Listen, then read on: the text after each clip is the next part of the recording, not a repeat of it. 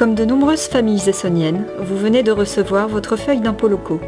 Malheureusement, vous y constatez une hausse de la part départementale de la taxe foncière. Pourquoi cette augmentation ? Votre feuille d'impôt est divisée en plusieurs colonnes qui correspondent à ce que perçoit chaque collectivité, commune, agglomération, région ou département. En y regardant de plus près, vous constaterez une hausse de 10% du montant de votre taxe foncière. C'est un effort important, mais le département n'avait pas d'autre solution, car la taxe foncière est le seul impôt direct perçu par le département. Quelles sont les raisons qui ont conduit à cette augmentation ? Pour rappel, le département a changé de majorité politique en avril 2015. La nouvelle majorité a alors décidé de lancer un audit financier indépendant sur la situation du département. Cet audit a révélé la situation catastrophique des finances du département, due notamment à la mauvaise gestion de l'ancienne majorité de gauche. Premier constat alarmant, le département est très lourdement endetté. En 17 ans, la dette a été multipliée par 5 pour atteindre presque le milliard d'euros. Deuxième constat, l'audit financier indépendant a révélé l'existence de nombreuses factures impayées pour un montant total de 108 millions d'euros.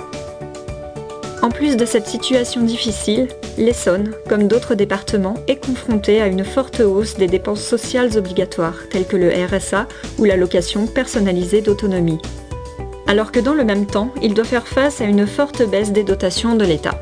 Résultat, les difficultés financières s'aggravent. Le croisement de ces deux courbes provoque ce que l'on appelle un effet ciseau sur les finances. La majorité avait deux choix possibles. Soit continuer comme avant et aboutir à la mise sous tutelle par le préfet avec pour conséquence une augmentation de 70% des impôts, soit le choix de la responsabilité, en prenant des mesures impopulaires mais nécessaires, à savoir 60 millions d'économies au travers d'un plan de rigueur, un échelonnement du remboursement des factures impayées, une hausse de la fiscalité. Et ainsi, la qualité de service aux habitants et l'avenir de l'Essonne sont assurés.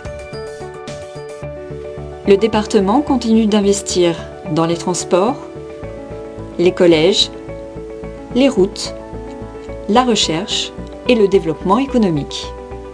Le département est aussi aux côtés des Essonniens, notamment à travers l'aide à l'enfance, aux personnes handicapées, âgées et en insertion, ainsi qu'aux familles. La nouvelle majorité a donc pris ses responsabilités pour se donner les moyens d'assurer l'avenir de l'Essonne.